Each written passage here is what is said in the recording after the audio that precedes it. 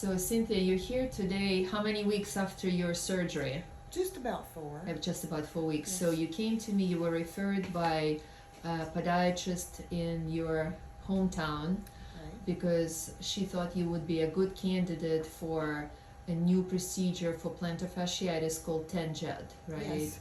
So I'm just going to remind whoever is listening to this that the old surgery was when we used to go and cut the tendon, right? And the tendon we used to cut, and I'm going to show, it was this tendon right here called plantarfascia. And basically the problem with that surgery was it was long recuperation and stitches, and we severed the tendon. So you and I, we decided to go the new route where we don't sever anything. We just go and Really repair it, right? Right. Because God Yes. put it there for a reason. Right. So we did the Tenjet procedure on your left heel right here, and you cannot even see, you can see like a little dot where the incision was. So was it a very painful surgery?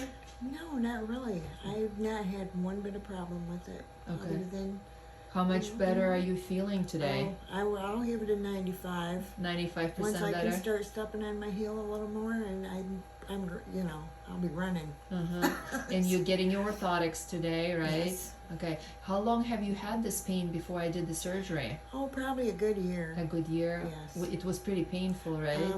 Let's put it this way. I learned to walk real well on the ball of my foot. On the ball, yeah, because you couldn't put any pressure on it, Exactly, right? right. And I know that you've tried everything non-surgical before with the other Right, physician, yes. and she's very good about it. Yes. And we even did the MRI to be sure like nothing else was going on. Right. Right. Well, so for people who suffer with chronic plantar fasciitis, would you recommend this surgery?